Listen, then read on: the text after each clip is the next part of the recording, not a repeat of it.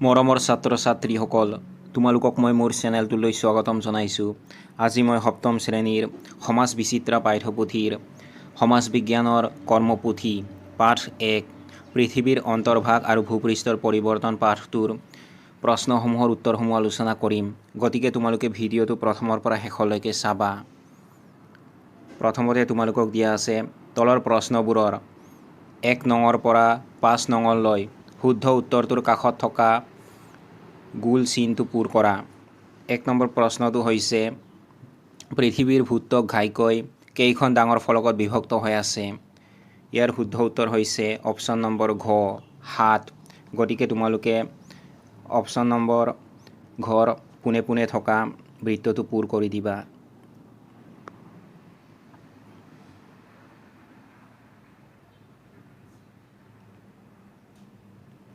দুই নম্বৰ প্ৰশ্নটো হৈছে উপকূল কি?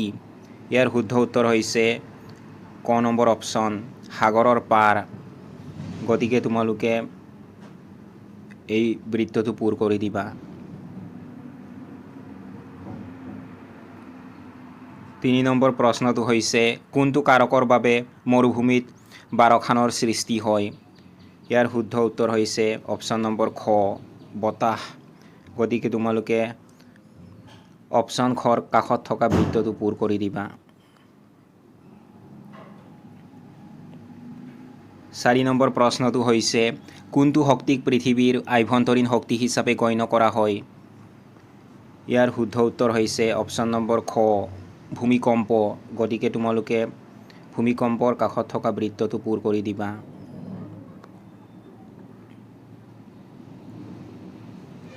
5 নম্বৰ প্ৰশ্নটো হৈছে চুনামি ক'ত সৃষ্টি হয়? ইয়াৰ শুদ্ধ উত্তৰ হৈছে অপশ্যন নম্বৰ খ সাগৰত।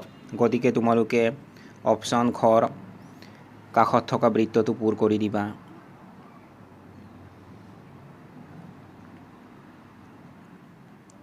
6 নম্বৰত দিয়া আছে খেলি মেলিকৈ থকা আখৰ বা যুক্তাক্ষৰবোৰ সজাই শব্দ গঠন কৰি কাষৰ বাকচত লিখা। মই তোমালোকক ইতিমধ্যে খেলি মেলিকৈ থকা আখৰ বা যুক্তাক্ষৰবোৰ সজাই শব্দ গঠন কৰি দিছোঁ। ক নম্বৰত দিয়া আখৰবোৰ তোমালোকে সজাই লিখিলে হ'ব। তোমালোকে লিখিবা অনুদৈৰ্ঘ্য।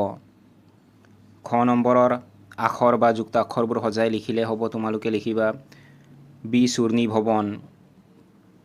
গ নম্বৰত দিয়া আখৰ বা যুক্তাক্ষৰবোৰ সজাই লিখিলে হ'ব। তোমালোকে লিখিবা অভিকেন্দ্ৰ। ঘ নম্বৰত দিয়া আখৰবোৰ সজাই লিখিলে হ'ব। তোমালোকে লিখিবা অন্তৰ্ভাগ। ঙ নম্বৰত দিয়া আখৰ আৰু যুক্তাক্ষৰবোৰ সজাই লিখিলে হ'ব। তোমালোকে লিখিবা বাকচৰ ভিতৰত মৰুদ্যান।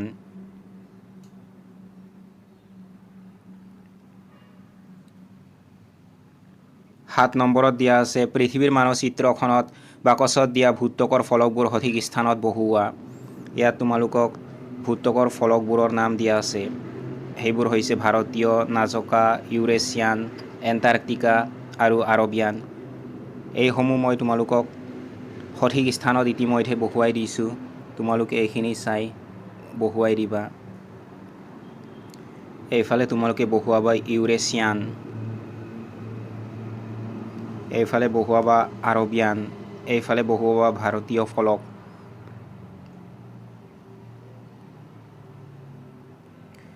এইফালে বহুৱাবা নাজকা আৰু এইফালে বহুৱাবা এণ্টাৰ্কটিকা ফলক।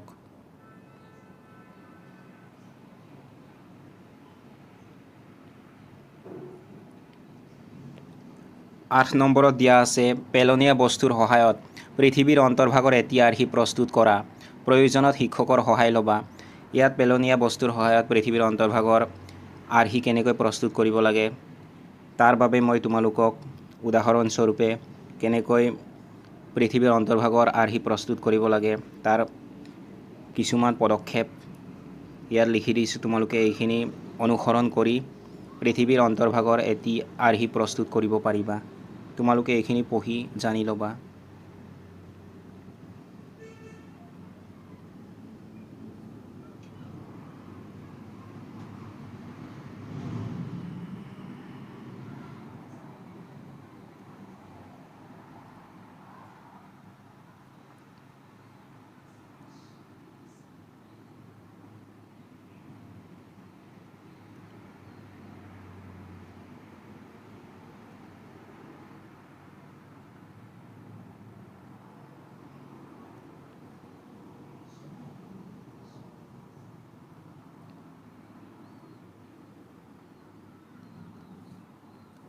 9 নম্বৰত দিয়া আছে ক অংশৰ লগত খ অংশ মিলোৱা।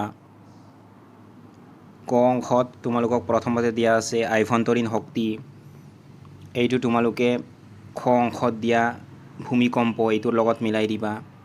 তাৰ পাছত দিয়া আছে পৃথিৱীৰ একেবাৰে ওপৰৰ স্তৰটো, এইটো হ'ব ভূত্বক, এইটোৰ লগত তোমালোকে মিলাই দিবা। তাৰ পাছত দিয়া আছে সাগৰৰ উপকূল ভূমিৰ পৰিৱৰ্তন, এইটো তোমালোকে খ অংশত দিয়া দ্ৰুতভাৱে ঘটে এইটোৰ লগত মিলাই দিবা। তাৰ পাছত দিয়া আছে বালিয়ৰীৰ আন এটা নাম, এইটো তোমালোকে খ অংশত দিয়া বালি স্তূপ এইটোৰ লগত মিলাই দিবা। তাৰ পাছত ক অংশত তোমালোকক দিয়া আছে মৰুভূমিত থকা খাৰুৱা উচ্চভূমি, এইটো তোমালোকে খ অংশত দিয়া লৱেছ এইটোৰ লগত মিলাই দিবা।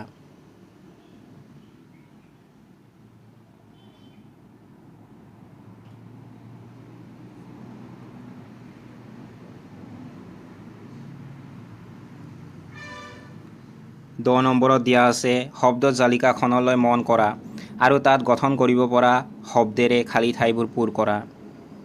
ইয়াত মই ইতিমধ্যে গঠন কৰিব পৰা শব্দবোৰ তোমালোকক মই ঘেৰ চিন দি দিছোঁ, তোমালোকে এইখিনি চাই ঘেৰ চিন দি ল'বা।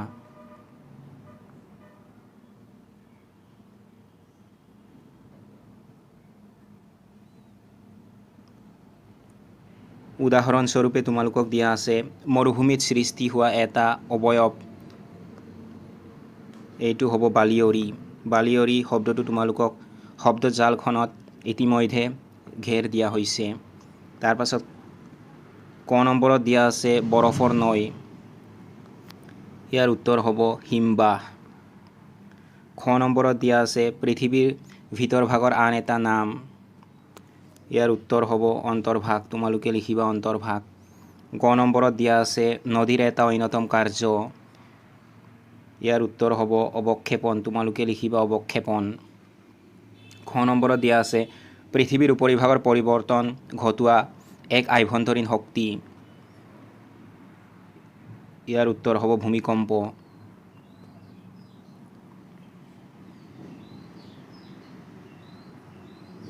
ঙ নম্বৰত দিয়া আছে সাগৰৰ পানীত হোৱা প্ৰচণ্ড ঢৌ, ইয়াৰ উত্তৰ হ'ব চুনামি, তোমালোকে লিখিবা চুনামি।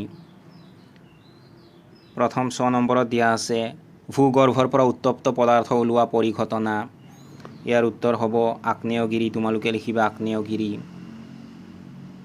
দ্বিতীয় ছ নম্বৰত দিয়া আছে আগ্নেয়গিৰিৰ পৰা ওলোৱা উত্তপ্ত পদাৰ্থ, ইয়াৰ উত্তৰ হ'ব লাভা, তোমালোকে লিখিবা লাভা।